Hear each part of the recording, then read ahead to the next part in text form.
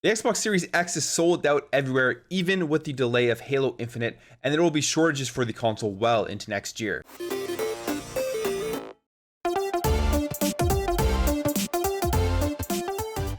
What is up, everybody? Welcome back to another video. Thank you for stopping by. If you're new here and you enjoy what you see throughout this video, hey, maybe consider subscribing. But for now, let's jump into this. When Microsoft announced the delay of Halo Infinite, a lot of people were disappointed because it would have been the first time that Halo got released with a console since the OG Xbox, and it would have been just really cool to have a brand new Halo game to play right with the launch of the Xbox Series X. You look at the branding of the Xbox Series X on the box, there's a picture of Master Chief, obviously for Halo Infinite. They sent out marketing at gas stations with Halo Infinite cups, with energy drinks and all that stuff. So they were set to release Halo Infinite at launch, but obviously stuff came up.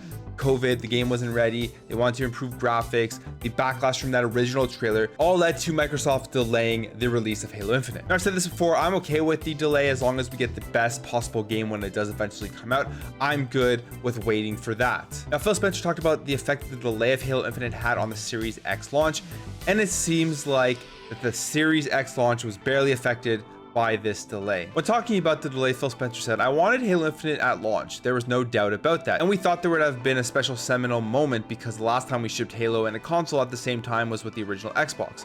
When Bonnie Ross, who is the head of Halo Infinite developer at 343 Studios, and I were talking about it, there was something heartfelt about those two things coming together.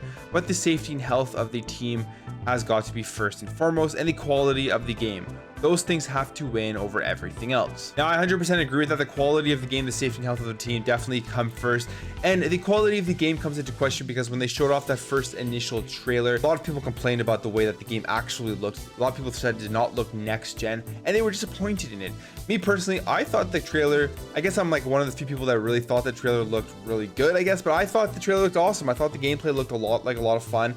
The graphics weren't blowing me away or anything, but in general, it looked like another fun Halo game. I liked the concept of that open world that they had going on and just the fast-paced action that it showed. Hey, I was pretty okay with it, but obviously there was still a lot of work that had to be done. So this delay is going to just benefit the game overall in general. Now, in terms of sales, Phil Spencer says, "Sales are going to be dictated by supply this holiday. I know there will be press that will want to rate Xbox launch lineup versus PS5 launch lineup, but if they both sold out completely, I'm not sure the launch lineup had much impact on anything other than maybe some review scores. It's not going to dictate how many consoles we sell. The number one thing that's going to dictate how many consoles we sell is not the competition, and it's not Halo or a launch lineup. It's going to be how many units can we build." Now, again, I agree with this as well. I've talked about this in previous videos that people really overestimate the actual value of exclusives at launch, pushing a console right away into customers' hands. You look at the Xbox Series X, it's predicted that they sold about 1.2 to 1.4 million units on launch day. And this is said to be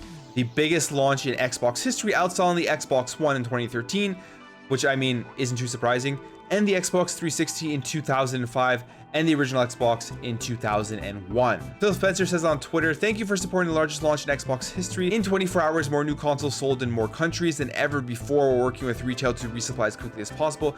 You continue to show us the connective power of play is more important than ever." Now, getting back to what Phil Spencer said about exclusives and the fact that Halo wasn't there didn't really affect the launch, and I completely agree with that. I mean, if you look at what Microsoft has done leading up to the launch of the Xbox Series X and S, they did a really good job with marketing. They did an awesome job of showing the value proposition of getting into these consoles with the amount of power under the box for the price that they are selling it for, with Game Pass, adding EA Play, adding that free month of Disney Plus. All that kind of stuff adds to people wanting to go out and buy the Xbox Series X and S. And exclusives at launch, in my opinion, are really just a rallying cry for the console wars. People are still going to go out and buy consoles even if the exclusives aren't there right away. I mean, you look at the value proposition, like I said, that you get with the Xbox Series X and S, you pick it up day one, you're still going to have so many games to play, whether that's from backwards compatibility, whether that's from Xbox Game Pass. And the fact that a lot of these games are going to be upgraded to run better on the Xbox Series X and S, I think that was enough to get tons of people excited for the console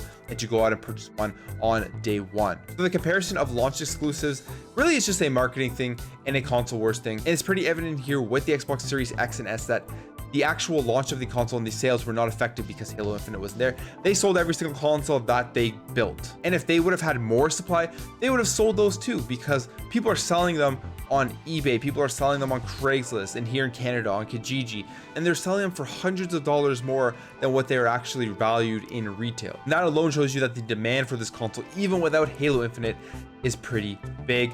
And if Halo Infinite was there, the demand just would have been up a little bit more, but they still wouldn't have sold any more consoles because they would have not had the supply to meet that demand. Now, when talking about the supply for the Xbox Series X and S, it seems like there's not going to be enough supply to meet the demand until about April next year. So Tim Stewart, the CFO of Xbox, talked about this and said that I think we'll continue to see the supply shortages as we head into the post-holiday quarter, so Microsoft's Q3 calendar Q1. He goes on to say full speed heading into kind of the pre-summer months, and the supply profile begins meeting the demand profile, which will be in Microsoft's Q4, so it'll be between April and June. Tim Stewart continuing, we'll have supply cranking over the next, 4, 5, 6 months, and that's when I expect to see that demand profile start to be met, which will be really, really great.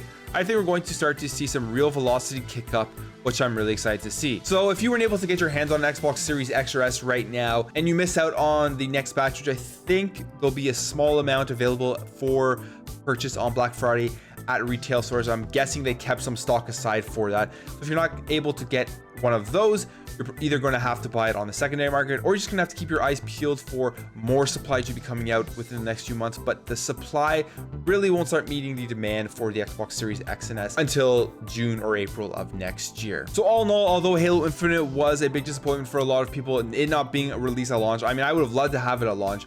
I don't think it really affected, like Phil Spencer said, the sales of the Xbox Series X and S, because you can't get an Xbox Series X and S. They're sold out everywhere. And even if they had Halo Infinite, demand would have just been higher, the supply wouldn't have been there, and it wouldn't have changed the sales. Now, when they finally do release Halo Infinite next holiday season, which is what my guess is on when it's going to be released, I think that will really push the Xbox Series X for people who weren't planning on getting an Xbox Series X or S at launch.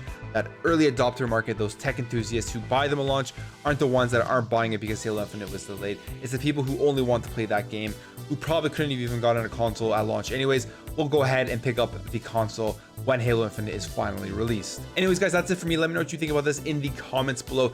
Do you disagree with me? Do you think Halo Infinite did have an effect at launch? And what effect do you think it had, since there is no supply right now for the console itself? How disappointed were you with the Halo Infinite delay, or are you okay with the fact that they are trying to get the game right before just pushing it out? Thank you guys all for watching. If you enjoyed this video, make sure to hit that thumbs up button. If you're new here and you enjoy what you see throughout this video, hey, maybe consider subscribing. Almost at 1K subscribers, very close, like 5 or 6 subscribers away, so it'll be really cool to get there, and we'll be doing a giveaway. So thank you guys for all your support throughout the growth of my channel. Thank you guys all for watching. Thank you for all your support, and I'll catch you in the next video.